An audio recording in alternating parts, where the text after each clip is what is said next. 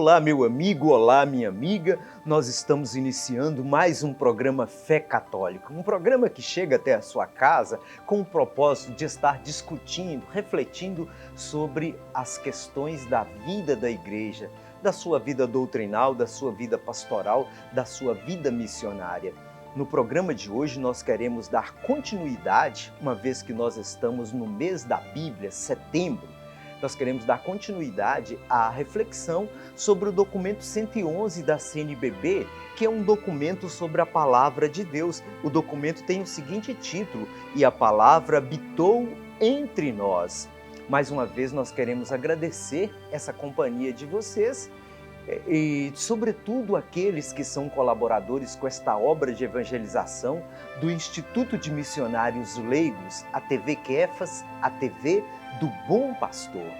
Nós vamos no programa de hoje refletir sobre o capítulo 1 do documento 111 da CNBB e, como eu já disse a vocês, o título desse documento, E a Palavra habitou entre nós, João capítulo 1, 14, trata-se de um texto sobre a animação bíblica da pastoral a partir das comunidades eclesiais missionárias. O capítulo 1, com o título A Palavra fala da Palavra, explora a riqueza da parábola do semeador, uma parábola narrada por Jesus sobre a palavra de Deus.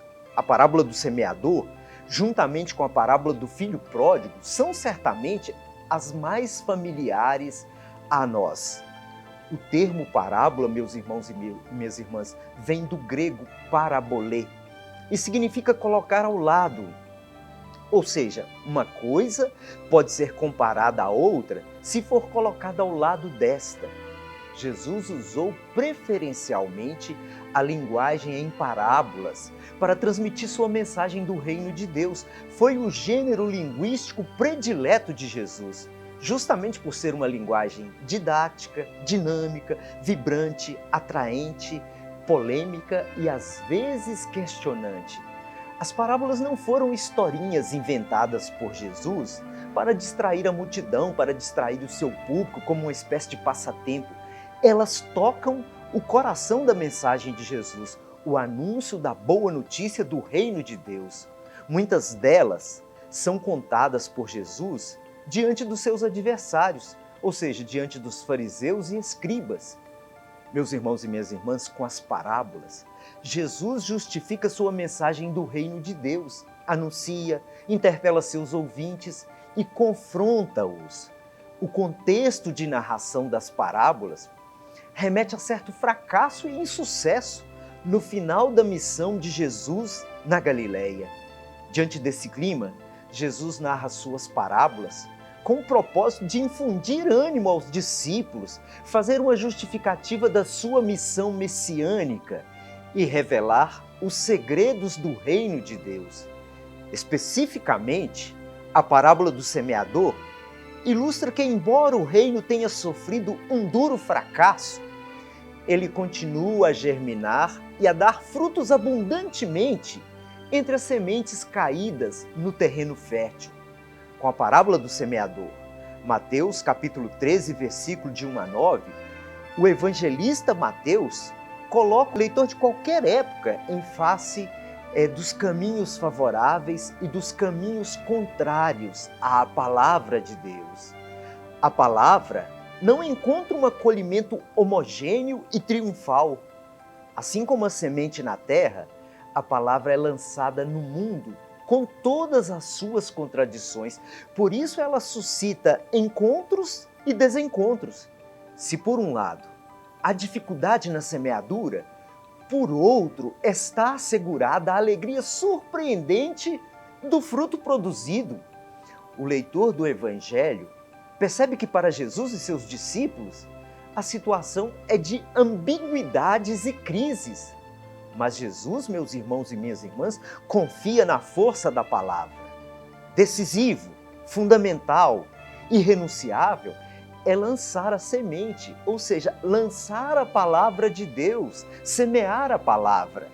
O centro do relato da parábola do semeador é, portanto, a semeadura, a semente lançada.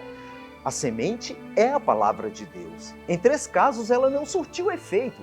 Ao cair à beira do caminho, ao cair em lugares pedregosos e ao cair entre os espinhos. Mas no final, ao cair em solo fértil, produziu uma colheita abundante, recompensando proporcionalmente a perda dos 3 terrenos. Dessa maneira, o fruto da palavra, ou seja, o fruto da semente, é apresentado em 3 medidas: 100, 60 e 30. O fracasso dos 3 terrenos estéreis é contrabalanceado pelo acolhimento e gratuidade do bom terreno. O semeador não se preocupa em escolher o solo no qual se deve lançar a semente. Acaso semear em chão duro, em lugar pedregoso ou repleto de espinhos, não se afigura em uma insensatez? Seria acaso uma imperdoável distração do evangelista narrador? Na realidade, meus irmãos e minhas irmãs, tudo isso é coerente com a surpreendente lógica de Deus. Como ensina o Papa Francisco, o Senhor quer a palavra semeada em toda parte, de modo a fazê-la chegar a todos os ambientes, até nos espaços e contextos mais distintos e distantes. Esta parábola foi contada por Jesus no contexto do insucesso da sua missão, no fim da sua pregação na Galileia. Havia certamente um ar de crise, dúvidas em torno da sua missão messiânica. Com a parábola, Jesus quer recuperar a confiança das pessoas e dos discípulos. Por essa razão, esta parábola pode ser definida como a parábola da confiança. Apesar de um insucesso de algumas sementes, aquelas semeadas em solo fértil produziu frutos em abundância. O semeador que espalha generosamente os grãos é o próprio Jesus, que assegura aos seus que, apesar dos grãos perdidos, haverá frutos, haverá colheita. A parábola se encerra com uma advertência de Jesus: quem tiver ouvidos, ouça. Além de uma advertência em estilo profético, ela ecoa uma voz fundamental e presente em todo o Antigo Testamento. Escuta, Israel. Deuteronômio capítulo 6, versículo 4. Ouvir a voz de Deus era o primeiro momento de adesão de fé. Agora se trata de ouvir a palavra do Senhor Jesus. Já no final do seu primeiro discurso, aquele da montanha, o Sermão da Montanha, ressoou uma primeira exortação. E quem ouve estas minhas palavras e não as põe em prática é como um insensato. Mateus capítulo 7, versículo 26.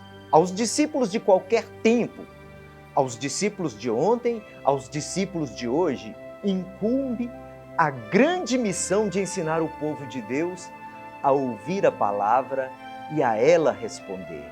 Isso é o mais importante, escutar a palavra de Deus e responder com o coração aberto e confiante o convite dessa palavra. Nós vamos encerrando o nosso programa por aqui e deixamos um forte e carinhoso abraço a todos vocês. O nosso muito obrigado mais uma vez a todos vocês que acompanham a programação da TV Kefas e, sobretudo, que acompanharam o programa Fé Católica. Fiquem com Deus. Um forte e carinhoso abraço.